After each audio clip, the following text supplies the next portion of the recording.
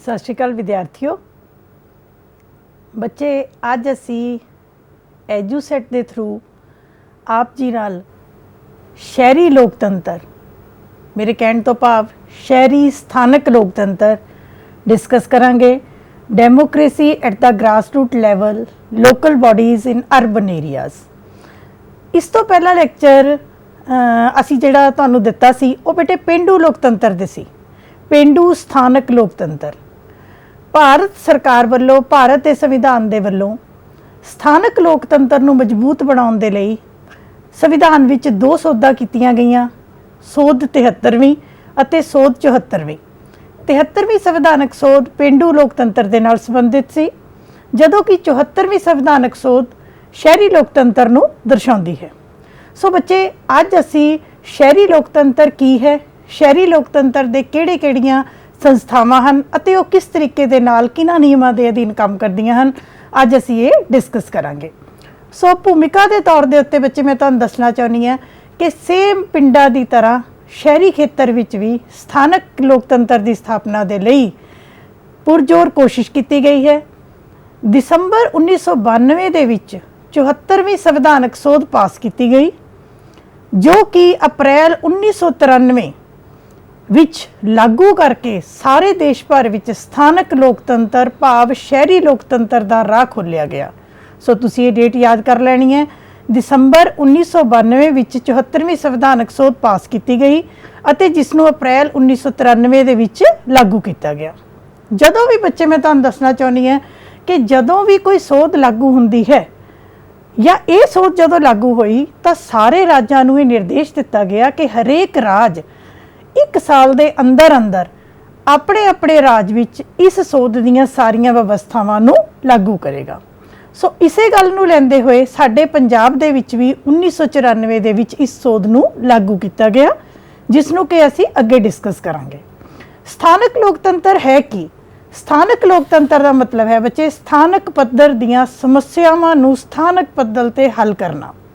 स्थानक पद्धर दीयां समस्यावां भाव जिथे असी रह रहे हाँ। देखो सारिया समस्यावां साडी राष्ट्रीय नहीं हुंदियां, सारिया समस्यावां साडियां निजी नहीं हुंदियां, सारिया समस्या साडियां देश पद्धर दियां नहीं हुंदियां, राज पद्धर दियां नहीं हुंदियां। हुण मान लो जिस एरिए च तुसी रह रहे हो तुहानूं बार बार बिजली की प्रॉब्लम आ रही है, तुहाडा ट्रांसफार्मर सड़ जांदा है, तुहाडे एरिए दे विच पानी की प्रॉब्लम है, तुहाडे एरिए दे विच पार्क की प्रॉब्लम है, तुहाडे एरिए दे अंदर सड़कां टुटियां होईयां हन। ये जो समस्यावां ने ये तुहाडे स्थानक पद्धर दीयां समस्यावां ने जो कि तुहानूं हर रोज़ तंग करदियां हन। सो इन्हां समस्यावां दा हल कराउण दे लई असीं राष्ट्र दे कोल, असीं प्रधान मंत्री, गवर्नर, मुख मंत्री कोल नहीं जा सकते। सानूं इन्हां समस्यावां दा हल कराउण दे लई अपने चुणे हुए नेड़े दे प्रतिनिधां कोल ही जाना पवेगा। सो स्थानक लोकतंत्र का मुख्य उद्देश्य ये है कि जिस पद्धर ते कोई रह रहा है उस पद्धर दीयां समस्यावां नूं उसे पद्धर ते हल करना। दूसरी गल, देश के वड्डे लोकतंत्र की सिक्ख्या देने तो पहला स्थानक पद्धर के लोकतंत्र की सिक्ख्या देना। मैं आम तौर पर पहला भी एग्जाम्पल दी है कि किसी को नहीं पता होए कि प्रधानमंत्री की चोण किवें हुंदी है। हो सकता है संसद के मैंबरां की चोण का ज्ञान ना होवे, पर अपने पिंड का सरपंच किवें चुनिया जा रहा है, तुहाडी नगर पालिका के मैंबरां की चोण किवें हुंदी है, नगर पालिका की काम कर रही है, इस चीज़ की जानकारी होना बहुत ज़्यादा जरूरी है। सो स्थानक पद्धर दे उत्ते लोकतंत्र नूं स्थापित करन लई अते स्थानक समस्यावां नूं हल करन दे लई लोकतंत्र भाव स्थानक लोकतंत्र की स्थापना की गई, जिसनों कि आपसी दो भागां विच वंडिया है, पेंडू लोकतंत्र अते शहरी लोकतंत्र। अगली गल कि 74वीं संविधानक सोध तो पहला 74वीं संविधानक सोध लागू होने तो पहला भी पंजाब दे विच नगर पालिकावां संबंधी स्थानक शहरी लोकतंत्र संबंधी व्यवस्था की गई सी। उदों भी पंजाब दे विच नगर पालिका निगम, नगर पालिका समिति अते नोटिफाइड खेतर समिति, ये 3 संस्थावां ऑलरेडी काम कर रही सन। इसका मतलब यह है कि नगर पालिका कानून लागू होने तो पहला ऑलरेडी सारे राज्यां विच अते साडे पंजाब दे विच भी नगर पालिका की स्थापना की गई सी। जो सोध लागू की गई उस सोध का सिर्फ ये उद्देश्य सी ਕਿ ਸਾਰੇ ਦੇਸ਼ ਦੇ ਵਿੱਚ ਸ਼ਹਿਰੀ ਲੋਕਤੰਤਰ ਅਤੇ ਨਾਲ ਦੇ ਨਾਲ ਪੇਂਡੂ ਲੋਕਤੰਤਰ ਦਾ ਜੋ ਢਾਂਚਾ ਹੈ ਉਹ ਇੱਕੋ ਜਿਹਾ ਸਿਮਟਰੀ ਹੋਣੀ ਚਾਹੀਦੀ ਹੈ, ਸਾਰੀ ਜਗ੍ਹਾ ਇੱਕੋ ਜਿਹੇ ਨਿਯਮ ਹੋਣੇ ਚਾਹੀਦੇ ਹਨ। ਸੋ ਇਹ ਬੇਟੇ ਤੁਹਾਡੇ ਪੰਜਾਬ ਦਾ ਉਹ ਢਾਂਚਾ ਹੈ ਜਿਹੜਾ ਕਿ 74ਵੀਂ ਸੰਵਿਧਾਨਕ ਸੋਧ ਤੋਂ ਪਹਿਲਾਂ ਲਾਗੂ ਸੀ। ਹੁਣ ਆਪਾਂ ਗੱਲ ਕਰਾਂਗੇ ਪੰਜਾਬ ਨਗਰਪਾਲਿਕਾ ਤਰਮੀਮ ਕਾਨੂੰਨ ਦੀ। 74ਵੀਂ ਸੰਵਿਧਾਨਕ ਸੋਧ ਜੋ ਕਿ ਮੈਂ ਤੁਹਾਨੂੰ ਪਹਿਲਾਂ ਦੱਸਿਆ ਹੈ 1993 ਦੇ ਵਿੱਚ ਪੂਰੇ ਦੇਸ਼ ਭਰ ਵਿੱਚ ਲਾਗੂ ਕੀਤੀ ਗਈ। ਉਸ ਨੂੰ ਲਾਗੂ ਕਰਨ ਉਪਰੰਤ ਪੰਜਾਬ ਨੇ 1994 ਦੇ ਵਿੱਚ ਸ਼ਹਿਰੀ ਲੋਕਤੰਤਰ ਦਾ ਨਵਾਂ ਢਾਂਚਾ ਲਾਗੂ ਕੀਤਾ, ਕਿਉਂਕਿ 1 ਸਾਲ ਦਾ ਸਮਾਂ ਮੈਂ ਤੁਹਾਨੂੰ ਪਹਿਲਾਂ ਦੱਸਿਆ ਹੈ ਕਿ 1 ਸਾਲ ਦਾ ਸਮਾਂ ਦਿੱਤਾ ਗਿਆ ਸੀ। ਸੋ ਪੰਜਾਬ ਨੇ 1994 ਅਪ੍ਰੈਲ 1994 ਦੇ ਵਿੱਚ ਇਹ ਸ਼ਹਿਰੀ ਲੋਕਤੰਤਰ ਦਾ ਨਵਾਂ ਢਾਂਚਾ ਲਾਗੂ ਕੀਤਾ ਜੋ ਕਿ ਸੋਧ ਦੇ ਅਕੋਰਡਿੰਗ ਸੀ। ਇਹਦੇ ਵਿੱਚ ਬੇਟੇ 3 ਤਰ੍ਹਾਂ ਦੀ ਵਿਵਸਥਾ ਕੀਤੀ ਗਈ। ਨੰਬਰ 1 ਪਰਿਵਰਤਨੀ ਖੇਤਰਾਂ ਦੇ ਲਈ ਨਗਰ ਪੰਚਾਇਤਾਂ, ਛੋਟੇ ਸ਼ਹਿਰੀ ਖੇਤਰਾਂ ਦੇ ਲਈ ਨਗਰਪਾਲਿਕਾ ਪਰਿਸ਼ਦਾਂ, ਵੱਡੇ ਸ਼ਹਿਰੀ ਖੇਤਰਾਂ ਦੇ ਲਈ ਨਗਰਪਾਲਿਕਾ ਨਿਗਮ। ਤੁਸੀਂ ਪਲੀਜ਼ ਨੋਟ ਕਰ ਲਓ, ਪਰਿਵਰਤਨੀ ਖੇਤਰ ਨਗਰ ਪੰਚਾਇਤਾਂ, ਛੋਟੇ ਸ਼ਹਿਰੀ ਖੇਤਰ ਆਮ ਸ਼ਹਿਰੀ ਖੇਤਰ ਨਗਰਪਾਲਿਕਾ ਪਰਿਸ਼ਦਾਂ ਅਤੇ ਵੱਡੇ ਸ਼ਹਿਰੀ ਖੇਤਰ ਨਗਰ ਨਿਗਮ। ਇਸ ਤੋਂ ਇਲਾਵਾ 74ਵੀਂ ਸੰਵਿਧਾਨਕ ਸੋਧ ਦੇ ਅਨੁਸਾਰ ਸ਼ਹਿਰੀ ਖੇਤਰ ਦੇ ਵਿੱਚ ਨਗਰ ਸੁਧਾਰ ਟਰਸਟ, ਛਾਉਣੀ ਬੋਰਡ, ਬੰਦਰਗਾਹ ਟਰਸਟ, ਇਹ ਸਾਰੀਆਂ ਸ਼ਹਿਰੀ ਖੇਤਰ ਦੀਆਂ ਸੰਸਥਾਵਾਂ ਵੀ ਸਥਾਪਿਤ ਕੀਤੀਆਂ ਗਈਆਂ। ਹੁਣ ਅਸੀਂ ਬੇਟੇ 1 ਬਾਏ 1 ਇਹਨਾਂ ਸਾਰੀਆਂ ਜੋ ਸੰਸਥਾਵਾਂ ਨੇ ਇਹਨਾਂ ਨੂੰ ਅਸੀਂ ਥੋੜਾ ਜਿਹਾ ਇਹਨਾਂ ਦਾ ਨੌਲੇਜ ਲਵਾਂਗੇ, ਗਿਆਨ ਹਾਸਲ ਕਰਾਂਗੇ। ਸਭ ਤੋਂ ਪਹਿਲਾਂ ਅਸੀਂ ਗੱਲ ਕਰਦੇ ਹਾਂ ਨਗਰ ਪੰਚਾਇਤ। ਦੇਖੋ ਤੁਸੀਂ ਇਹਦਾ ਨਾਮ ਧਿਆਨ ਨਾਲ ਦੇਖਿਓ, ਨਗਰ ਪੰਚਾਇਤ। ਇੱਕ ਪਾਸੇ ਇਹ ਨਗਰ ਹੈ, ਦੂਸਰੇ ਪਾਸੇ ਪਿੰਡ ਦੇ ਨਾਲ ਜੁੜਿਆ ਹੋਇਆ ਅੱਖਰ ਪੰਚਾਇਤ ਹੈ। ਨਗਰ ਪੰਚਾਇਤਾਂ ਦੀ ਸਥਾਪਨਾ ਉਹਨਾਂ ਜਗ੍ਹਾ ਤੇ ਕੀਤੀ ਜਾਵੇਗੀ ਪਰਿਵਰਤਨੀ ਖੇਤਰਾਂ ਵਿੱਚ। ਕਿੱਥੇ? ਪਰਿਵਰਤਨੀ ਖੇਤਰਾਂ ਵਿੱਚ। ਤੇ ਪਰਿਵਰਤਨੀ ਖੇਤਰ ਕੀ ਹੈ? ਜੋ ਪਿੰਡਾਂ ਤੋਂ ਸ਼ਹਿਰਾਂ ਵੱਲ ਨੂੰ ਬਦਲ ਰਹੇ ਹੋਣ। ਉਹ ਏਰੀਆਜ਼ ਜੋ ਪਿੰਡਾਂ ਤੋਂ ਸ਼ਹਿਰਾਂ ਵੱਲ ਨੂੰ ਬਦਲ ਰਹੇ ਹਨ ਉਹਨਾਂ ਨੂੰ ਪਰਿਵਰਤਨੀ ਖੇਤਰ ਕਿਹਾ ਜਾਂਦਾ ਹੈ। ਪਰਿਵਰਤਨੀ ਖੇਤਰ ਭਾਵ ਕਸਬੇ। ਜਿਵੇਂ ਤੁਸੀਂ ਦੇਖੋ ਕਈ ਤੁਹਾਡੇ ਨੇੜੇ ਅਜਿਹੇ ਏਰੀਆਜ਼ ਹੋਣੇ ਨੇ ਜੋ ਨਾ ਤਾਂ ਅਸੀਂ ਕਹਿੰਦੇ ਹਾਂ ਨਾ ਤਾਂ ਇਹ ਪਿੰਡ ਹੈ ਨਾ ਇਹ ਸ਼ਹਿਰ ਤੋਂ ਘੱਟ ਹੈ, ਨਾ ਸ਼ਹਿਰ ਹੈ ਨਾ ਪਿੰਡ ਹੈ, ਵਿੱਚ ਵਿਚਾਲੇ ਜੋੜੀ ਅਸੀਂ ਕਹਿ ਸਕਦੇ ਹਾਂ ਕਸਬਾ, ਜਿਹਨੂੰ ਆਪਾਂ ਕਸਬਾ ਦਾ ਨਾਮ ਦਿੰਦੇ ਹਾਂ। ਜੇ ਤੁਸੀਂ ਆਪਣੇ ਆਲੇ ਦੁਆਲੇ, ਅਸੀਂ ਮੋਹਾਲੀ ਦੇ ਆਲੇ ਦੁਆਲੇ ਨਜ਼ਰ ਮਾਰਦੇ ਹਾਂ, ਸਾਨੂੰ ਖਰੜ, ਸਾਡੇ ਕੋਲ ਜੀਰਕਪੁਰ, ਬਨੂੜ, ਕਈ ਸਾਨੂੰ ਏਰੀਆਜ਼ ਮਿਲਦੇ ਨੇ ਜਿਹੜੇ ਕਿ ਜਿਨ੍ਹਾਂ ਨੂੰ ਕਿ ਅਸੀਂ ਨਾ ਪਿੰਡ ਨਾ ਸ਼ਹਿਰ ਭਾਵ ਕਸਬੇ ਦੇ ਵਿੱਚ ਸੋਚ ਸਕਦੇ ਹਾਂ। ਸੋ ਪੰਜਾਬ ਦੇ 29 ਸ਼ਹਿਰਾਂ ਵਿੱਚ 29 ਕਸਬਿਆਂ ਦੇ ਵਿੱਚ ਨਗਰ ਪੰਚਾਇਤਾਂ ਦੀ ਸਥਾਪਨਾ ਕੀਤੀ ਗਈ ਹੈ। ਨਗਰ ਪੰਚਾਇਤਾਂ ਦੇ ਲਈ ਜਨਸੰਖਿਆ ਦੀ ਹੱਦ 20,000 ਦੇ ਕਰੀਬ ਹੈ। 20,000 ਤੋਂ ਵੱਧ ਵੀ ਹੋ ਸਕਦੀ ਹੈ, ਕੋਈ ਜ਼ਰੂਰੀ ਨਹੀਂ ਕਿ 20,000 ਹੀ ਹੋਵੇ, ਇਸ ਤੋਂ ਥੋੜੀ ਜ਼ਿਆਦਾ ਵੀ ਹੋ ਸਕਦੀ ਹੈ। ਦੂਸਰਾ ਸਾਡੇ ਕੋਲ ਆ ਗਿਆ ਬੇਟੇ ਨਗਰਪਾਲਿਕਾ ਪਰਿਸ਼ਦ।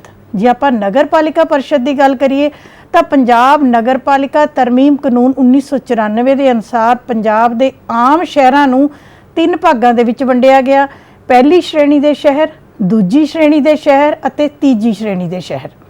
ਪਹਿਲੀ ਸ਼੍ਰੇਣੀ ਦੇ ਵਿੱਚ ਪੰਜਾਬ ਦੇ 29 ਸ਼ਹਿਰਾਂ ਨੂੰ ਰੱਖਿਆ ਗਿਆ ਹੈ, ਦੂਜੀ ਸ਼੍ਰੇਣੀ ਦੇ ਵਿੱਚ 39 ਸ਼ਹਿਰਾਂ ਨੂੰ ਅਤੇ ਤੀਸਰੀ ਸ਼੍ਰੇਣੀ ਦੇ ਵਿੱਚ 31 ਸ਼ਹਿਰਾਂ ਦੇ। ਇਹ ਤਿੰਨੋਂ ਤਰ੍ਹਾਂ ਦੇ ਸ਼ਹਿਰਾਂ ਦੇ ਵਿੱਚ ਨਗਰਪਾਲਿਕਾ ਪਰਿਸ਼ਦ ਦੀ ਸਥਾਪਨਾ ਕੀਤੀ ਗਈ ਹੈ। ਜੋ ਰੀਸੈਂਟ ਚੋਣਾਂ ਹੋਈਆਂ ਨੇ ਉਹਦੇ ਵਿੱਚ ਬੇਟੇ 97, ਇਹ 99 ਦੇ ਕਰੀਬ ਬਣਦੇ ਆ, ਬਟ 97 ਨਗਰਪਾਲਿਕਾਵਾਂ ਦੀ ਜੋ ਇਲੈਕਸ਼ਨ ਹੈ ਉਹ ਸਾਡੇ 2015 ਦੇ ਵਿੱਚ ਹੋਈ ਹੈ। ਸੋ ਕਿਸ ਸ਼ਹਿਰ ਨੂੰ ਪਹਿਲੀ ਸ਼੍ਰੇਣੀ, ਦੂਜੀ ਸ਼੍ਰੇਣੀ ਜਾਂ ਤੀਜੀ ਸ਼੍ਰੇਣੀ 'ਚ ਰੱਖਣਾ ਹੈ, ਇਹ ਪੰਜਾਬ ਸਰਕਾਰ ਦੇ ਕਾਨੂੰਨ ਦੇ ਅਨੁਸਾਰ ਨਿਸ਼ਚਿਤ ਕੀਤਾ ਜਾਵੇਗਾ। ਇਹਦੇ ਵਿੱਚ ਸ਼ਹਿਰ ਦੀ ਵਸੋਂ ਘਣਤਾ, ਸ਼ਹਿਰ ਦੀ ਆਰਥਿਕ ਸਥਿਤੀ, ਸ਼ਹਿਰ ਦੇ ਵਿੱਚ ਕਿੰਨੇ % ਉਦਯੋਗ ਨੇ, ਸ਼ਹਿਰ ਦੀ ਐਜੂਕੇਸ਼ਨਲ ਸਟੇਟਸ ਕਿੱਦਾਂ ਦਾ ਹੈ, ਕਈ ਚੀਜ਼ਾਂ ਨੂੰ ਮੱਦੇਨਜ਼ਰ ਰੱਖਦੇ ਹੋਏ ਸ਼ਹਿਰਾਂ ਦੀ ਕੈਟੇਗਰੀ ਨਿਸ਼ਚਿਤ ਕੀਤੀ ਜਾਂਦੀ ਹੈ। ਅੱਗੇ ਸਾਡੇ ਕੋਲ ਤੀਸਰੀ ਸੰਸਥਾ ਆ ਗਈ ਬੇਟੇ ਨਗਰ ਨਿਗਮ। ਨਗਰ ਨਿਗਮਾਂ ਦੀ ਸਥਾਪਨਾ ਕਿੱਥੇ ਹੋਏਗੀ? ਬਹੁਤ ਵੱਡੇ ਸ਼ਹਿਰਾਂ ਦੇ ਨਗਰ ਨਿਗਮਾਂ ਦੀ ਸਥਾਪਨਾ ਰਾਜ ਸਰਕਾਰ ਦੇ ਕਾਨੂੰਨ ਅਨੁਸਾਰ ਕੀਤੀ ਜਾਏਗੀ। ਤੁਸੀਂ ਯਾਦ ਰੱਖਣਾ ਹੈ, ਤੁਹਾਡੀ ਬੁੱਕਸ ਦੇ ਵਿੱਚ ਵੀ ਹੈ ਕਿ ਪਹਿਲਾਂ ਸਾਡੇ ਕੋਲ ਪੰਜਾਬ ਦੇ 4 ਵੱਡੇ ਸ਼ਹਿਰ ਅੰਮ੍ਰਿਤਸਰ, ਜਲੰਧਰ, ਲੁਧਿਆਣਾ ਅਤੇ ਪਟਿਆਲਾ, ਇਹਨਾਂ 4 ਵੱਡੇ ਸ਼ਹਿਰਾਂ ਵਿੱਚ ਸਾਡੇ ਕੋਲ ਨਗਰ ਨਿਗਮ ਦੀ ਸਥਾਪਨਾ ਕੀਤੀ ਗਈ ਸੀ। 2003 ਦੇ ਕਾਨੂੰਨ ਦੇ ਅਨੁਸਾਰ ਬਠਿੰਡਾ ਸ਼ਹਿਰ ਦੇ ਲਈ ਵੀ ਨਗਰ ਨਿਗਮ ਦੀ ਸਥਾਪਨਾ ਕੀਤੀ ਗਈ। ਪਰ ਹੁਣ ਜੇ ਅਸੀਂ ਐਟ ਪ੍ਰੈਜ਼ੈਂਟ ਗੱਲ ਕਰੀਏ ਤਾਂ ਮੋਹਾਲੀ, ਫਗਵਾੜਾ, ਹੁਸ਼ਿਆਰਪੁਰ, ਮੋਗਾ ਅਤੇ ਪਠਾਨਕੋਟ, इन्हां शहरां दे विच भी नगर निगम की स्थापना की गई है। सो तुसी याद रखना है, तुहानूं प्रश्न भी आ सकता है कि पंजाब दे विच इस वेले किन्ने शहरां विच नगर निगम है। तो टोटल बच्चे 10 शहर हो गए, अमृतसर, जलंधर, लुधियाना, पटियाला, बठिंडा, मोहाली, फगवाड़ा, हुशियारपुर, मोगा ते पठानकोट। इन्हां 10 शहरां दे विच नगर निगमां की स्थापना की गई है। और तुहाडी जानकारी लिए मैं तुहानूं दसना चाहांगी कि भारत विच सब तो पहला नगर निगम की स्थापना मुंबई विखे 1888 दे विच कीती गई अते इस वेले भारत दे 66 शहरां दे विच 66 जो साडे महानगर ने, वड्डे शहर ने, उन्हां दे विच नगर निगम स्थापित किए गए हैं, जिन्हां विच दिल्ली, बंबई, कलकत्ता, हैदराबाद, ये सारे शहर जो है वो शामिल हैं। सो ये है कि नगर निगम असी दिल्ली वर्गे वड्डे शहर तो नहीं कह सकते, बट जिहड़े राज दे वड्डे शहर ने उन्हां दे विच नगर निगमां की स्थापना नियमां अधीन की जाती है। इस तो इलावा असी गल कीती सी कि होर शहरी खेतर दीयां संस्थावां, होर शहरी खेतर दीयां संस्थावां दे विच पहली संस्था आ जाती है नगर सुधार ट्रस्ट। देखो तुसी नाम तो ही देखो, नगर सुधार ट्रस्ट, ऐसा ट्रस्ट, ऐसी संस्था जिसका काम नगर का सुधार करना होवे। नगर के सुधार दे विच नगर का बहुपक्षी विकास करना, नगर नूं सुंदर बनाउणा, नगर के विकास लई योजनावां बनाउणियां, नगर नूं हर पक्षों विकसित करना। सो जिहड़े वड्डे शहर ने, वड्डे शहरां दे विच नगर पालिका या नगर निगम दे नाल नाल नगर सुधार ट्रस्ट, जिन्हें इंप्रूवमेंट ट्रस्ट भी कहा जाता है इंग्लिश दे विच, उसकी स्थापना की गई है। ये नीचे तुहानूं स्लाइड भी दी हुई है, जिवें जलंधर इंप्रूवमेंट ट्रस्ट दे जो है उहदे अंडर जो लैंड है उहदे बारे विच एक स्लाइड भी है। दूसरी बेटे साडे कोल शहरी खेतर की संस्थावां ने छाउणी बोर्ड, कंटोलमेंट एरिया। छाउणी बोर्ड, छाउणी का इलाका किहड़ा हुंदा है तुसीं याद रखना है, वह सैनिक इलाका, मिलटरी, साडी सेना, साडी मिलटरी दे नाल ये वर्ड जुड़िया होया है। तुसी आम तौर के उत्ते कई शहरों के विच देखिया होएगा कि शहर विच एंटर करन समय, जिवें असी जलंधर जाने आ तो जलंधर एंटर करन तो पहला जलंधर छाउणी आउंदी है। जे असी अंबाला जाने हाँ तो अंबाला छाउणी आउंदी है। जे असी अपने चंडीगढ़ तो पिंजौर वाल नूं जाइए तो चंडी मंदिर का एक एरिया आउंदा साडे कोल। उहदे विच देखो ये तुहानूं स्लाइड च भी दिखाया गया कि जिस तरह चंडी मंदिर के एरिए की एक फोटोग्राफ है कि बाहर साडे सेना की निशानी तोप बनी हुई है। सो बच्चे एक ये ऐसा एरिया हुंदा है जिहड़ा कि शहर दे विच ही हुंदा है, पर ये सैनिक टिकाणे मन्ने जाते हैं। इन्हां दे विच सैनिक अते गैर सैनिक दोनों तरह के निवासी रह सकते हैं अते अजिहे छाउणी बोर्ड का जो भी कार्य है वो सारा रखिया मंत्रालय के अधीन किया जाता है। और इस छाउणी बोर्ड के जिहड़े कोई मुखी हुंदे हैं, चुने हुए मैंबर या जो प्रबंध चलाउण दा काम है वो भी किसी मिलटरी के सेना के उच्च अधिकारी के अधीन किया जाता है। सो नगर पालिका तो अलग होकर ये अपना कार्य करते हैं। तीसरी संस्था साडे कोल है बेटे बंदरगाह ट्रस्ट। बंदरगाह, बंदरगाह किहड़ा एरिया हुंदा है जिथे समुद्री जहाज़ आउंदे हन अते जांदे हन। बंदरगाह वो एरिया हुंदा है जिथे जहाज़ां तो, समुद्री जहाज़ां तो समान उतारिया अते चढ़ाया जाता है, यात्रियों के समान की देख रेख की जाती है अते उस संबंधी सारे नियम अते सारा प्रबंध चलाना हुंदा है। सो बंदरगाह का एरिया कित्थे होएगा? सिर्फ उस जगह के उत्ते जिथे नाल समुंदर लगता है, जिथे बंदरगाह बनी होवे। सो असी आम तौर पर बच्चों को पुछते हाँ कि पंजाब दे विच कोई बंदरगाह ट्रस्ट की स्थापना की गई है?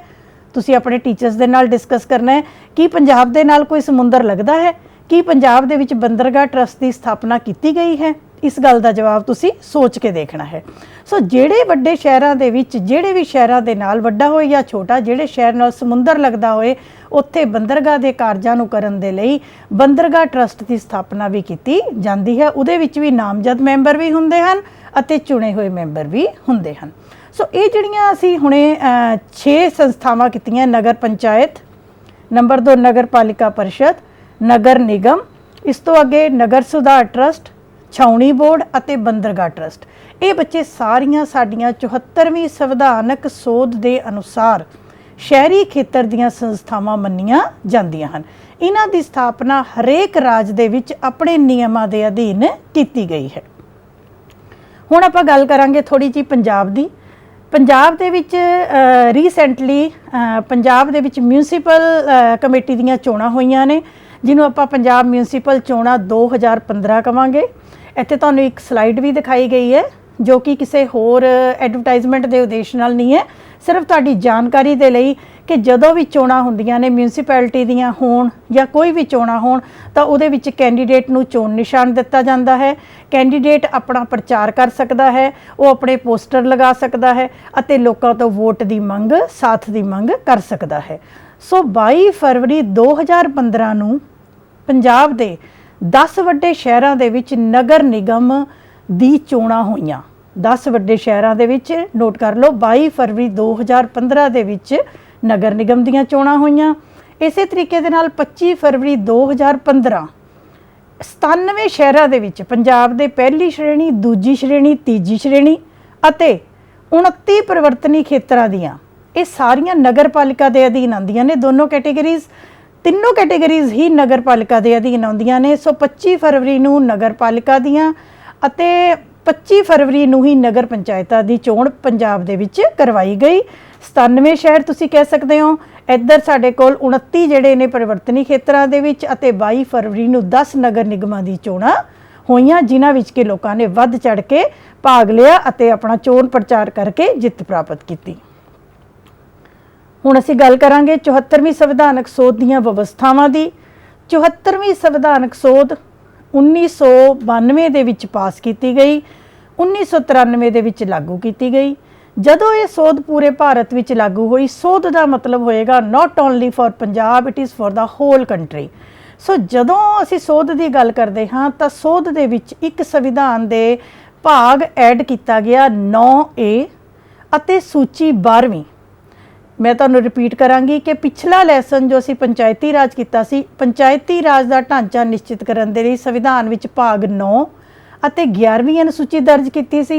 शहरी लोकतंत्र का ढांचा लागू करन दे लई संविधान विच भाग 9A अते 12वीं अनुसूची लागू कीती है। ये बच्चे तुहाडा 1 नंबर का प्रश्न है। 12वीं अनुसूची इहदे अंडर 18 धारावां ने, 18 अगे विषय नूं वंड कीती गई है जो कि नगर पालिका दे नाल संबंधित हैं। इसे दे अधीन 3 खेतरां दे विच शहरी स्थानक संस्थावां दी वंड कीती गई। मैं तुहानूं याद करवाउणा चाहांगी कि पेंडू खेतरां विच भी हेठले पੱਧਰ दी पंचायत, विचकारले पੱਧਰ दी पंचायत अते उपरी पੱਧਰ दी पंचायत सी। ਇੱਥੇ भी 3 भागां दे विच वंड कीती गई। नंबर 1 परिवर्तनी खेतरां लई नगर पंचायतां, छोटे नगरी खेतरां दे लई नगर पालिका परिषदां अते वड्डे शहरी खेतरां दे लई नगर निगम। इन्हां तिन्हां दे जो वंड है या जो इन्हां दी डिस्क्रिप्शन है वो बेटे असीं ऑलरेडी कर चुके हाँ। अगली 74ਵੀਂ संविधानक सोध के अधीन अगे की लिखिया है कि नगर पालिका का संगठन, नगर पालिका का संगठन किवें होएगा? नगर पालिका का संगठन राज सरकार के कानूनां राਹੀਂ निर्धारित किया जाएगा। किस शहर दे विच किस पੱਧਰ दी नगर परिषद की स्थापना करनी है, की नगर पंचायत, की नगर पालिका परिषद, की नगर निगम, ये सारा हरेक राज निर्धारित करेगा, राज के नियमानुसार निर्धारित किया जाएगा। इस तो अगली गल खास व्यक्तियों नूं नुमाइंदगी। जिस तरह पेंडू पੱਧਰ ਦੇ उत्ते खास वर्ग नूं नुमाइंदगी सी, ठीक इसे तरीके दे नाल शहरी पੱਧਰ ते भी खास वर्ग नूं नुमाइंदगी है। किहड़े? जिवें जेड़ा कोई कैंडीडेट तुहाडे एरिए दे विचों अपने शहरी खेतर विचों चोण जित के राज विधान सभा, राज विधान परिषद का मैंबर बनिया, MLA चुने होए या वो साडे भारत लोक सभा राज सभा का मैंबर MP चुन होया होवे, उस नगर पालिका नगर परिषद का सहयोगी मैंबर मन्निया जाएगा। उदाहरण के तौर पर जेतली साहब ने अमृतसर के एरिए चो जिते, राणी परनीत कौर पटियाला के एरिए चो साडे मैंबर ने। तो जदों असी पटियाला नगर निगम की गल करांगे तो वो उत्थों के सहयोगी मैंबर मन्ने जाणगे। सो इत्थे भी तुसी देखना है कि तुसी अपने टीचर्स नाल डिस्कस करो, तुहाडे एरिए दे विचों कोई MLA या MP जिते होण तां की वो तुहाडे नगर पालिका या नगर निगम के सहयोगी मैंबर के तौर पर हन जां नहीं हन। ये तुसी बच्चे सारी चीज़ां फाइंड आउट करिया करो। अगे असी गल करते हाँ कार्यकाल की। 74ਵੀਂ संविधानक सोध ने निश्चित किया है कि भारत विच हर पੱਧਰ ਦੀ पंचायत लई, सॉरी इत्थे एक वर्ड ठीक करो प्लीज़, हर पੱਧਰ ਦੀ नगर पालिका लई। ये ठीक है कि वर्ड पंचायत के लिए भी 5 साल है, पर इत्थे असी नगर पालिका की गल कर रहे हैं। सो माफ़ी चाहनी है, इत्थे नगर पालिका अखर ठीक किया जाए। हर पੱਧਰ ਦੀ नगर पालिका का कार्यकाल 5 साल निश्चित किया गया है। ਅਤੇ 5 ਸਾਲ ਤੋਂ ਪਹਿਲਾਂ ਵੀ ਇਹਨਾਂ ਨੂੰ ਰਾਜ ਸਰਕਾਰ ਦੇ ਕਾਨੂੰਨਾਂ ਰਾਹੀਂ ਭੰਗ ਕੀਤਾ ਜਾ ਸਕਦਾ ਹੈ। ਕਿਵੇਂ ਭੰਗ ਹੁੰਦੀ ਹੈ? ਜੇਕਰ ਉਹ ਆਪਣੇ ਕੰਮਕਾਜ ਦੇ ਵਿੱਚ ਅਣਗਹਿਲੀ ਕਰਦੀ ਹੈ, ਜੇਕਰ ਉਹਨਾਂ ਦੀਆਂ ਬੈਠਕਾਂ ਪ੍ਰੋਪਰ ਨਹੀਂ ਹੁੰਦੀਆਂ, ਜੇਕਰ ਉਹਨਾਂ ਦੇ ਕੰਮਕਾਜ ਦੇ ਵਿੱਚ ਕੋਈ ਵਿੱਤੀ ਘਪਲਾ ਪਾਇਆ ਜਾਂਦਾ ਹੈ, ਜਾਂ ਉਹ ਰਾਜ ਸਰਕਾਰ ਦੇ ਕਾਨੂੰਨਾਂ ਦੀ ਪਾਲਣਾ ਨਹੀਂ ਕਰ ਰਹੀ ਸੰਸਥਾ, ਤਾਂ ਉਸ ਨੂੰ 5 ਸਾਲ ਤੋਂ ਪਹਿਲਾਂ ਵੀ ਭੰਗ ਕੀਤਾ ਜਾ ਸਕਦਾ ਹੈ। ਉਸ ਤੋਂ ਅੱਗੇ ਆ ਗਿਆ ਬੱਚੇ ਰਾਖਵਾਂਕਰਨ।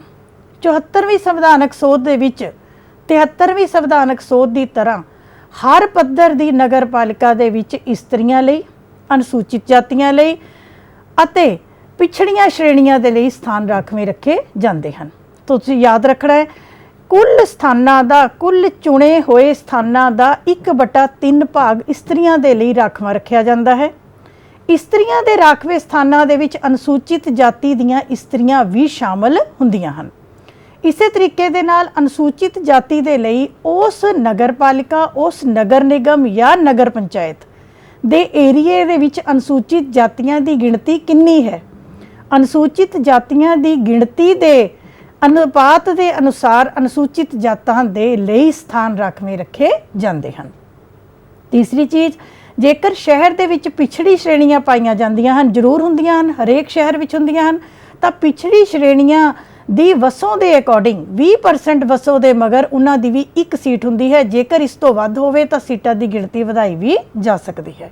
ਸੋ ਰਾਖਵਾਂਕਰਨ ਦੇ ਉੱਤੇ 1 ਨੰਬਰ ਦਾ ਪ੍ਰਸ਼ਨ ਆ ਸਕਦਾ ਹੈ ਕਿ ਸੀਟਾਂ ਕਿਸ ਲਈ ਰਾਖਵੀਆਂ ਰੱਖੀਆਂ ਜਾਂਦੀਆਂ ਹਨ? ਇਸਤਰੀਆਂ ਲਈ, ਅਨੁਸੂਚਿਤ ਜਾਤੀਆਂ ਲਈ ਅਤੇ ਪਿਛੜੀਆਂ ਸ਼੍ਰੇਣੀਆਂ ਲਈ, ਤਾਂ ਜੋ ਇਸਤਰੀਆਂ ਨੂੰ ਆਪਣੀ ਵੱਧ ਚੜ ਕੇ ਰਾਜਨੀਤੀ ਵਿੱਚ ਭਾਗ ਲੈਣ ਅਤੇ ਆਪਣੀ ਸ਼ਖਸੀਅਤ ਦੇ ਵਿਕਾਸ ਕਰਨ ਦਾ ਪੂਰਾ ਮੌਕਾ ਮਿਲ ਸਕੇ। ਇਸੇ ਤਰ੍ਹਾਂ ਅਨੁਸੂਚਿਤ ਜਾਤੀਆਂ ਅਤੇ ਪਿਛੜੀ ਸ਼੍ਰੇਣੀਆਂ ਨੂੰ ਸਮਾਜ ਵਿੱਚ ਉੱਤਮ ਸਥਾਨ ਪ੍ਰਾਪਤ ਹੋ ਸਕੇ। ਅੱਗੇ ਅਸੀਂ ਗੱਲ ਕਰਦੇ ਹਾਂ ਰਾਜ ਚੋਣ ਆਯੋਗ ਦੀ। ਚਾਹੇ ਉਹ ਪਿੰਡਾਂ ਦੀਆਂ ਪੰਚਾਇਤੀ ਚੋਣਾਂ ਹੋਣ, ਬਲਾਕਾਂ ਦੀਆਂ ਚੋਣਾਂ ਹੋਣ, ਜ਼ਿਲ੍ਹਾ ਪਰਿਸ਼ਦ ਦੀ ਚੋਣ ਹੋਵੇ, ਚਾਹੇ ਨਗਰ ਪਾਲਿਕਾ ਦੀ ਚੋਣ ਹੈ, ਨਗਰ ਨਿਗਮ ਦੀ ਚੋਣ ਹੈ, ਨਗਰ ਪੰਚਾਇਤ ਦੀ ਚੋਣ ਹੈ, ਚੋਣ ਸੰਬੰਧੀ ਸਾਰਾ ਕੰਮ ਰਾਜ ਚੋਣ ਆਯੋਗ ਦੇ ਅਧੀਨ ਹੋਵੇਗਾ, ਜਿਸ ਦੀ ਅਧਿਕਸ਼ਤਾ ਰਾਜ ਚੋਣ ਕਮਿਸ਼ਨਰ ਨਾਲ ਹੀ ਨਿਭਾਈ ਜਾਵੇਗੀ। ਇਸੇ ਤਰੀਕੇ ਦੇ ਨਾਲ ਰਾਜ ਵਿੱਤ ਆਯੋਗ, ਐਸਾ ਆਯੋਗ ਜਿਨੇ ਸਾਰੇ ਧਨ ਸੰਬੰਧੀ ਕਾਰਜ ਕਰਨੇ ਹਨ, ਨਗਰ ਪਾਲਿਕਾ ਦੇ ਵਿੱਤ ਦਾ ਨਿਰੀਖਣ ਕਰਨਾ, ਕਰਾਂ ਦੀ ਰਾਸ਼ੀ ਨੂੰ ਨਿਸ਼ਚਿਤ ਕਰਨਾ, ਗ੍ਰਾਂਟਾਂ ਨੂੰ ਵੰਡਣਾ, ਗ੍ਰਾਂਟਾਂ ਦੇਣ ਸੰਬੰਧੀ ਸਿਧਾਂਤ ਨਿਸ਼ਚਿਤ ਕਰਨੇ, ਕਿਹੜਾ ਕਰ ਨਗਰ ਪਾਲਿਕਾ ਕੋਲ ਜਾਏਗਾ, ਕਿੰਨੀ ਆਮਦਨ ਰਾਜ ਸਰਕਾਰ ਕੋਲ ਜਾਏਗੀ, ਕਿਹਦਾ ਕਿੰਨਾ ਭਾਗ ਹੋਏਗਾ, ਕਿਹੜਾ ਕਰ ਲਗਾਇਆ ਜਾ ਸਕਦਾ, ਇਹ ਸਾਰੀ ਧਨ ਸੰਬੰਧੀ ਜੋ ਵੀ ਸਾਰੇ ਨਿਯਮ ਨਿਰਦੇਸ਼ ਨੇ ਇਹ ਰਾਜ ਵਿੱਤ ਆਯੋਗ ਦੁਆਰਾ ਨਿਸ਼ਚਿਤ ਕੀਤੇ ਜਾਣਗੇ। ਇਸੇ ਤਰੀਕੇ ਦੇ ਨਾਲ ਜ਼ਿਲ੍ਹਾ ਯੋਜਨਾਬੰਦੀ ਸਮਿਤੀ, ਜ਼ਿਲ੍ਹਾ ਯੋਜਨਾਬੰਦੀ ਸਮਿਤੀ ਭਾਵ ਜ਼ਿਲ੍ਹੇ ਦੀ ਯੋਜਨਾ ਕਰਨ ਦੇ ਲਈ ਇੱਕ ਸਮਿਤੀ ਬਣਾਉਣੀ। ਜ਼ਿਲ੍ਹੇ ਦੇ ਵਿੱਚ ਬੱਚੇ ਦੇਖੋ ਪੰਚਾਇਤਾਂ ਵੀ ਆਉਣਗੀਆਂ, ਜ਼ਿਲ੍ਹੇ ਦੇ ਵਿੱਚ ਨਗਰ ਪਾਲਿਕਾਵਾਂ ਵੀ ਆਉਣਗੀਆਂ, ਬਲਾਕ ਵੀ ਆਉਣਗੇ, ਜ਼ਿਲ੍ਹਾ ਪਰਿਸ਼ਦ ਵੀ ਆਏਗੀ, ਨਗਰ ਪਾਲਿਕਾ ਦਾ ਏਰੀਆ ਵੀ ਆਏਗਾ, ਜ਼ਿਲ੍ਹੇ ਦੇ ਵਿੱਚ ਸਾਰਾ ਕੁਝ ਆਏਗਾ। ਸੋ ਉਸ ਜ਼ਿਲ੍ਹੇ ਦੇ ਵਿਕਾਸ ਦੇ ਲਈ, ਓਵਰਆਲ ਵਿਕਾਸ ਦੇ ਲਈ, ਜ਼ਿਲ੍ਹੇ ਦੇ ਵਧੀਆ ਵਿਕਾਸ ਦੇ ਲਈ ਜ਼ਿਲ੍ਹਾ ਯੋਜਨਾਬੰਦੀ ਸਮਿਤੀ ਦੀ ਸਥਾਪਨਾ ਵੀ ਕੀਤੀ ਜਾਂਦੀ ਹੈ। ਅਗਲੀ ਗੱਲ, ਮਹਾਨਗਰ ਯੋਜਨਾ ਸਮਿਤੀ। ਇਹ ਬੱਚੇ ਸ਼ਾਇਦ 20 ਲੱਖ ਤੋਂ ਉੱਪਰ ਵਸੋਂ ਨਿਸ਼ਚਿਤ ਕੀਤੀ ਹੈ ਮਹਾਨਗਰ ਲਈ, ਜਿਵੇਂ ਦਿੱਲੀ, ਮਦਰਾਸ, ਕਲਕੱਤਾ, ਹੈਦਰਾਬਾਦ, ਮੁੰਬਈ। ਸੋ ਇੱਦਾਂ ਦੇ ਸ਼ਹਿਰ ਜਿਹੜੇ ਨੇ ਜਿਨ੍ਹਾਂ ਦਾ ਵਿਕਾਸ ਬਹੁਤ ਔਖਾ ਹੈ, ਜਿਨ੍ਹਾਂ ਦੀ ਜਨਸੰਖਿਆ ਦੀ ਹੱਦ ਬਹੁਤ ਜ਼ਿਆਦਾ ਹੈ। ਜਿਵੇਂ ਕਿ ਆਪਾਂ ਗੱਲ ਕਰੀਏ, ਸਾਡੇ ਲੁਧਿਆਣੇ ਦੀ ਜੋ ਵਸੋਂ ਹੈ ਇਹੀ 16.5-17 ਲੱਖ ਦੇ ਕਰੀਬ ਹੈ। ਸੋ ਇਹ ਵੀ ਇੱਕ ਮਹਾਨਗਰ, ਅਸੀਂ ਇਸ ਨੂੰ ਮਹਾਨਗਰ ਦਾ ਨਾਮ ਦੇ ਸਕਦੇ ਹਾਂ। ਸੋ ਜਦੋਂ ਮਹਾਨਗਰ ਹੋਏਗਾ ਤਾਂ ਮਹਾਨਗਰ ਦੇ ਵਿਕਾਸ ਦੇ ਲਈ ਯੋਜਨਾਵਾਂ ਬਣਾਉਣਾ ਵੀ ਬਹੁਤ ਮੁਸ਼ਕਲ ਕੰਮ ਹੁੰਦਾ ਹੈ। ਸੋ ਅਜਿਹੇ ਉਦੇਸ਼ ਦੀ ਪੂਰਤੀ ਦੇ ਲਈ ਮਹਾਨਗਰ ਯੋਜਨਾ ਸਮਿਤੀ ਦੀ ਸਥਾਪਨਾ ਕੀਤੀ ਜਾ ਸਕਦੀ ਹੈ। ਇਸੇ ਤਰੀਕੇ ਦੇ ਨਾਲ ਸ਼ਹਿਰਾਂ ਦੇ ਵਿੱਚ ਵਾਰਡਾਂ ਨੂੰ ਇਕੱਠੇ ਕਰਕੇ, 2-3 ਵਾਰਡ ਇਕੱਠੇ ਕਰਕੇ ਵਾਰਡ ਸਮਿਤੀਆਂ ਬਣਾਈਆਂ ਜਾਂਦੀਆਂ ਹਨ, ਜਿਨ੍ਹਾਂ ਦਾ ਕੰਮ ਵਾਰਡਾਂ ਦਾ ਸਰਬਪੱਖੀ ਵਿਕਾਸ ਕਰਨਾ ਹੁੰਦਾ ਹੈ। ਇਸੇ ਤਰ੍ਹਾਂ ਕਰ ਲਗਾਉਣ ਦੀ ਜੋ ਸ਼ਕਤੀ ਹੈ ਨਗਰ ਪਾਲਿਕਾਵਾਂ ਨੂੰ, ਉਹ ਰਾਜ ਸਰਕਾਰ ਦੱਸਦੀ ਹੈ ਕਿ ਕਿਹੜੇ ਕਰ ਨਗਰ ਪਾਲਿਕਾਵਾਂ ਨੇ ਲਗਾਉਣੇ ਹਨ, ਕਰ ਦਾ ਕਿੰਨਾ ਭਾਗ ਨਗਰ ਪਾਲਿਕਾ ਕੋਲ ਰਹੇਗਾ, ਕਿੰਨਾ ਭਾਗ ਰਾਜ ਸਰਕਾਰ ਕੋਲ ਰਹੇਗਾ। ਸੋ ਕਰ ਲਗਾਉਣ ਸੰਬੰਧੀ ਸਾਰੀਆਂ ਸ਼ਕਤੀਆਂ ਵੀ ਰਾਜ ਦੇ ਕਾਨੂੰਨ ਅਨੁਸਾਰ ਨਿਸ਼ਚਿਤ ਕੀਤੀਆਂ ਜਾਂਦੀਆਂ ਹਨ। ਹੁਣ ਆਪਾਂ ਗੱਲ ਕਰਾਂਗੇ ਇੱਕ ਵਾਰੀ ਫੇਰ 74ਵੀਂ ਸੰਵਿਧਾਨਕ ਸੋਧ ਅਤੇ ਪੰਜਾਬ ਦੀ। ਬੱਚੇ ਇੱਕ ਤੁਸੀਂ ਗੱਲ ਦਾ ਧਿਆਨ ਰੱਖਣਾ ਹੈ, ਜਦੋਂ ਵੀ ਤੁਹਾਨੂੰ ਪੇਪਰ 'ਚ ਕੁਐਸਚਨ ਆਉਂਦਾ ਹੈ ਤੁਸੀਂ ਸਿਰਫ ਇਸ ਚੀਜ਼ ਨੂੰ ਦੇਖਣਾ ਹੈ ਕਿ ਕੀ ਤੁਹਾਨੂੰ ਸੋਧ ਬਾਰੇ ਪੁੱਛਿਆ ਹੈ।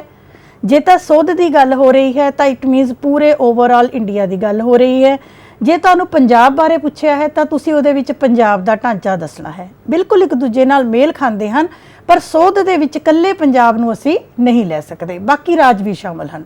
ਸੋ 74ਵੀਂ ਸੰਵਿਧਾਨਕ ਸੋਧ ਅਤੇ ਸਾਡੇ ਪੰਜਾਬ ਨੇ ਉਹਦੇ ਲਈ ਕੀ ਕੀਤਾ, ਮੈਂ ਤੁਹਾਨੂੰ ਪਹਿਲਾਂ ਦੱਸ ਕੇ ਹਟੀ ਹਾਂ ਕਿ 74ਵੀਂ ਸੰਵਿਧਾਨਕ ਸੋਧ ਦੇ ਅਨੁਸਾਰ ਪੰਜਾਬ ਵਿੱਚ ਅਸੀਂ ਵੀ ਨਗਰ ਪੰਚਾਇਤਾਂ ਦੀ ਸਥਾਪਨਾ ਕੀਤੀ, ਨਗਰ ਪਾਲਿਕਾ ਪਰਿਸ਼ਦਾਂ ਦੀ ਸਥਾਪਨਾ ਕੀਤੀ ਅਤੇ ਨਗਰ ਨਿਗਮਾਂ ਦੀ। ਮੈਂ ਜਸਟ ਰਿਪੀਟ ਕਰ ਰਹੀ ਹਾਂ, ਪਰਿਵਰਤਨੀ ਖੇਤਰਾਂ ਲਈ ਨਗਰ ਪੰਚਾਇਤਾਂ, ਨਗਰ ਪਾਲਿਕਾ ਪਰਿਸ਼ਦ ਆਮ ਸ਼ਹਿਰਾਂ ਲਈ ਅਤੇ ਨਗਰ ਨਿਗਮ ਵੱਡੇ ਸ਼ਹਿਰਾਂ ਦੇ ਲਈ। ਨਗਰ ਨਿਗਮ ਦੀ ਜਦੋਂ ਅਸੀਂ ਵੱਡੇ ਸ਼ਹਿਰਾਂ ਲਈ ਸਥਾਪਨਾ ਕਰਦੇ ਹਾਂ ਤਾਂ ਨਗਰ ਨਿਗਮ 'ਚ ਇੱਕ ਬੜੀ ਮਹੱਤਵਪੂਰਨ ਪਦਵੀ ਹੈ ਮੇਅਰ ਦੀ ਪਦਵੀ। ਤੁਸੀਂ ਨੋਟ ਕਰੋ, ਮੇਅਰ ਦੇ ਉੱਤੇ ਕੁਐਸਚਨ ਤੁਹਾਨੂੰ 99% ਪੇਪਰ ਵਿੱਚ ਹਰ ਵਾਰੀ ਆਉਂਦਾ ਹੀ ਆਉਂਦਾ ਹੈ। ਸੋ ਮੇਅਰ ਕੌਣ ਹੁੰਦਾ ਹੈ? ਮੇਅਰ ਨੂੰ ਸ਼ਹਿਰ ਦਾ ਪਹਿਲਾ ਨਾਗਰਿਕ ਮੰਨਿਆ ਜਾਂਦਾ ਹੈ। ਸੋ ਨਗਰ ਨਿਗਮ ਦੇ ਅਧਿਕਾਰੀ ਆਪਣੇ ਵਿੱਚੋਂ ਜਿੰਨੇ ਪਾਰਸ਼ਦ ਚੋਣ ਹੁੰਦੇ ਨੇ, ਕੌਂਸਲਰ ਚੋਣ ਹੁੰਦੇ ਨੇ, ਉਹ ਆਪਣੇ ਵਿੱਚੋਂ ਇੱਕ ਨੂੰ ਪ੍ਰਧਾਨ ਅਤੇ ਇੱਕ ਨੂੰ ਉਪ ਪ੍ਰਧਾਨ ਚੁਣਦੇ ਹਨ।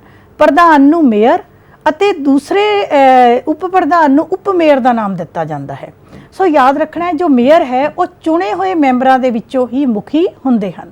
ਸੋ ਪੰਜਾਬ ਦੇ ਵਿੱਚ ਮੇਅਰ ਦੀ ਜੋ ਪੋਸਟ ਹੈ ਜਾਂ ਨਿਯੁਕਤੀ ਹੈ ਉਹ 5 ਸਾਲ ਦੇ ਸਮੇਂ ਲਈ ਕੀਤੀ ਜਾਂਦੀ ਹੈ, ਪਰ ਜੇ 5 ਸਾਲ ਦੇ ਦੌਰਾਨ ਮੈਂਬਰਾਂ ਨੂੰ ਲੱਗੇ ਕਿ ਮੇਅਰ ਠੀਕ ਤਰ੍ਹਾਂ ਕਾਰਜ ਨਹੀਂ ਕਰ ਰਿਹਾ ਤਾਂ 2/3 ਮੈਂਬਰ ਬਹੁਮਤ ਦੇ ਨਾਲ ਉਸ ਨੂੰ ਬਰਖਾਸਤ ਵੀ ਕਰ ਸਕਦੇ ਹਨ। ਹੁਣੇ ਅੱਜ ਕੱਲ੍ਹ ਤੁਸੀਂ ਨਿਊਜ਼ ਵਿੱਚ ਦੇਖੋ, ਮੋਹਾਲੀ ਜ਼ਿਲ੍ਹੇ ਦੇ ਵਿੱਚ ਮੇਅਰ ਦੀ ਪਦਵੀ ਦੇ ਲਈ ਜਦੋਜਹਿਦ ਨਜ਼ਰ ਆ ਰਹੀ ਹੈ। ਸੋ ਮੇਅਰ ਦੀ ਪਦਵੀ ਦੇ ਵਿੱਚ ਵੀ ਅਨੁਸੂਚਿਤ ਜਾਤੀਆਂ ਇਸਤਰੀਆਂ ਲਈ ਸਥਾਨ ਰਾਖਵੇਂ ਰੱਖੇ ਜਾਂਦੇ ਹਨ। ਦੂਸਰਾ ਬੇਟੇ ਇੱਕ ਵਰਡ ਆਏਗਾ ਕਮਿਸ਼ਨਰ। ਮੇਅਰ ਅਤੇ ਕਮਿਸ਼ਨਰ 'ਚ ਫਰਕ ਇਹ ਹੈ ਕਿ ਮੇਅਰ ਚੁਣੇ ਹੋਏ ਮੈਂਬਰਾਂ ਦੇ ਵਿੱਚੋਂ ਪ੍ਰਧਾਨ ਹੈ ਅਤੇ ਕਮਿਸ਼ਨਰ ਇੱਕ ਸਰਕਾਰੀ ਅਧਿਕਾਰੀ ਹੈ, ਨੌਕਰਸ਼ਾਹੀ ਦੇ ਉਹ ਅਧਿਕਾਰੀ, ਕੋਈ PCS ਲੈਵਲ ਦੇ ਅਧਿਕਾਰੀ ਜਿਨ੍ਹਾਂ ਦੀ ਨਿਯੁਕਤੀ ਰਾਜ ਸਰਕਾਰ ਵੱਲੋਂ ਸ਼ਹਿਰ ਦੇ ਵਿੱਚ ਕਮਿਸ਼ਨਰ ਦੇ ਤੌਰ ਤੇ ਕੀਤੀ ਜਾਂਦੀ ਹੈ।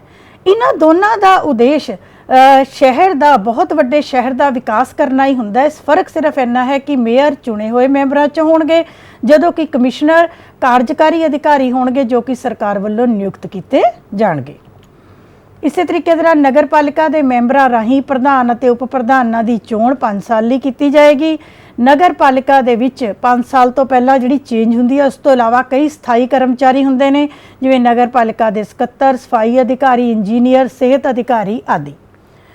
ਜੇ ਆਪਾਂ ਨਗਰ ਪਾਲਿਕਾਵਾਂ ਦੇ ਨਗਰ ਨਿਗਮਾਂ ਦੇ ਕੰਮਾਂ ਦੀ ਗੱਲ ਕਰੀਏ ਤਾਂ ਇਹ ਬਹੁਤ ਕੰਮ ਕਰਦੇ ਨੇ। ਤੁਸੀਂ ਕੰਮ ਬੇਟੇ ਆਪਣੇ ਬੁੱਕ ਦੇ ਵਿੱਚੋਂ ਜ਼ਰੂਰ ਪੜ੍ਹਨੇ ਨੇ, ਆਪਣੇ ਆਲੇ ਦੁਆਲੇ ਵਿੱਚੋਂ ਵੀ ਤੁਸੀਂ ਕੰਮ ਲੱਭੇ ਜਾ ਸਕਦੇ ਨੇ ਕਿ ਕਿਹੜੀ ਕੰਮ ਸਾਡੀ ਨਗਰ ਪਾਲਿਕਾ ਨਗਰ ਨਿਗਮ ਕਰ ਰਹੀ ਹੈ, ਉਹਨਾਂ ਦੀ ਸੂਚੀ ਬਣਾ ਕੇ ਉਹ ਵੀ ਤੁਸੀਂ ਡਿਸਕਸ ਕਰਨੀ ਹੈ। ਸੋ ਇਸ ਤੋਂ ਇਲਾਵਾ ਸਿਹਤ ਸੰਬੰਧੀ ਕੰਮ, ਸਿੱਖਿਆ ਸੰਬੰਧੀ ਕੰਮ, ਪਾਣੀ ਸੰਬੰਧੀ ਕੰਮ, ਪਾਣੀ ਦੇ ਟੈਂਕੀਆਂ ਦੀ ਸਫਾਈ ਆ ਗਈ, ਟੈਂਕੀਆਂ ਦੇ ਵਿੱਚ ਸਮੇਂ ਸਿਰ ਦਵਾਈ ਪਵਾਉਣ ਦੀ ਸਫਾਈ ਆ ਗਈ, ਪਾਣੀ ਦਾ ਪ੍ਰਬੰਧ ਕਰਨਾ, ਖੜੇ ਹੋਏ ਪਾਣੀ ਦਾ ਨਿਕਾਸ ਕਰਨਾ, ਸੜਕਾਂ ਦੀ ਮੁਰੰਮਤ, ਜਨਮ ਮਰਨ ਦਾ ਰਿਕਾਰਡ ਰੱਖਣਾ, ਜਨਤਕ ਸੁਰੱਖਿਆ, ਚਾਹੇ ਉਹ ਜੰਗਲੀ ਜਾਨਵਰਾਂ ਤੋਂ ਸੁਰੱਖਿਆ ਹੋਵੇ ਚਾਹੇ ਕਿਸੇ ਹੋਰ ਚੀਜ਼ ਤੋਂ ਸੁਰੱਖਿਆ ਹੋਵੇ, ਨਗਰ ਦਾ ਨਿਯੋਜਨ ਕਰਨਾ, ਸਵਾਰੀਆਂ ਲਈ ਅੱਡੇ ਬਣਾਉਣੇ, ਰਿਕਸ਼ਿਆਂ ਲਈ ਸਟੈਂਡ ਬਣਾਉਣੇ, ਲੋਕਲ ਬੱਸਾਂ ਲਈ ਅੱਡੇ ਬਣਾਉਣੇ, ਅਪਾਹਿਜਾਂ ਅਨਾਥਾਂ ਦੇ ਲਈ ਆਸ਼ਰਮ ਖੋਲ੍ਹਣੇ, ਸਮੇਂ-ਸਮੇਂ 'ਤੇ ਨੁਮਾਇਸ਼ ਮੇਲੇ ਆਦਿ ਦਾ ਪ੍ਰਬੰਧ ਕਰਨਾ, ਸ਼ਹਿਰ ਦੀ ਜਨਗਣਨਾ ਕਰਾਉਣੀ, ਸ਼ਹਿਰ ਦੇ ਵਿੱਚ ਲਾਇਬ੍ਰੇਰੀਆਂ ਦਾ ਇੰਤਜ਼ਾਮ ਕਰਨਾ, ਅਜਾਇਬ ਘਰਾਂ ਦਾ ਇੰਤਜ਼ਾਮ ਕਰਨਾ,